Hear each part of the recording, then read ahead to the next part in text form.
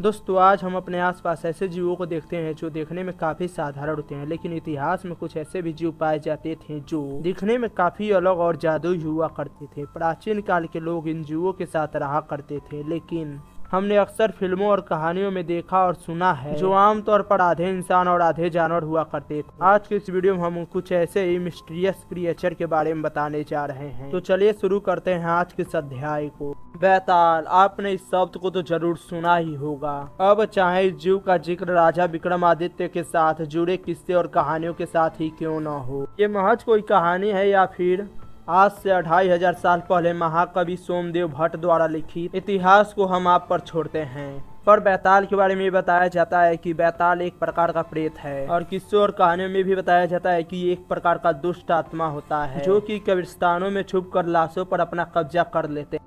बैताल के बारे में यह भी विशेषता बताई जाती है कि ये स्पेस एंड टाइम ट्रैवल के बंधन से परे होते हैं, यानी ये पलक झपकते किसी भी स्थान और समय, भूत तथा भविष्य कहीं पर भी आ जा सकते हैं। इसके साथ ही आगे क्या होने वाला है ये भी देख सकते हैं। इसलिए इनमें ज्ञान इतना ज्यादा होता है कि इसे कोई भी चुनौती नहीं दे सकता। यहाँ तक कि यदि किसी ने बैताल को अपना गुलाम बना लिया तो उसे संसार में अब किसी भी चीजों की आवश्यकता नहीं होगी, पर इसे गुलाम बना पाना संभव है। लोक कथाओं के अनुसार जो भी व्यक्ति इसे ज्ञानपूर्ण बातों में हरा सके, अन्यथा गुलाम बनाने की कोशिश उसके लिए एक डरावना मौत बन जाएगी। और बैताल के बारे में भी बताया जाता है कि बैताल सिर्फ शवों पर ही निवास नहीं करते, बल्कि अपने शिकार के जीवन के हर एक हिस्से को पूरी तरह से जानते हैं। और बैताल के बारे में भी बताया जाता है कि जो भी इसे देखता है वो कभी वापस लौट कर नहीं आता है।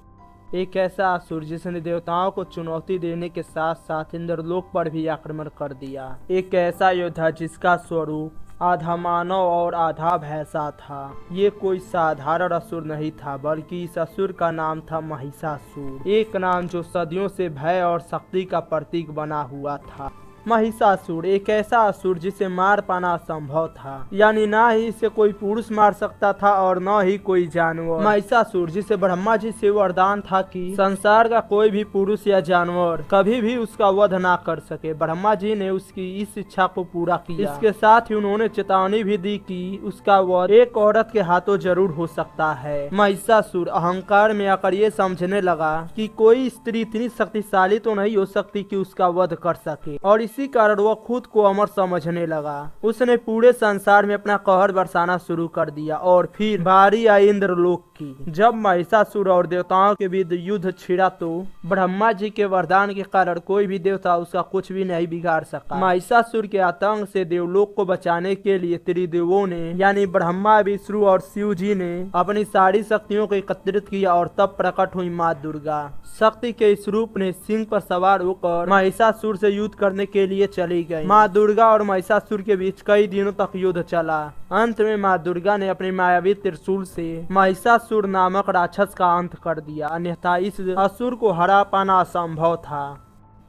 गजासुर एक हाथी के सिर वाला राक्षस जिसने एक बार भगवान शिव को अपनी भक्ति से प्रसन्न कर दिया था, और वरदान के तौर पर शिव जी को अपने पेट के अंदर रहने को कहता है। दरअसल गजासुर महिषासुर का ही पुत्र था। ये इतना शक्तिशाली था कि इसने इंद्रलोक के साथ साथ तीनों लोकों को भी जीत लिया था, एवं इसने अमरावती राजधानी की स्थापना की थी। और तीनों लोकों को जीतने के बाद ये अपने पिता का बदला सभी देवताओं से लेना चाहता था, पर भगवान शिव इसके सिर को धड़ से अलग करके उसका अंत कर देते हैं।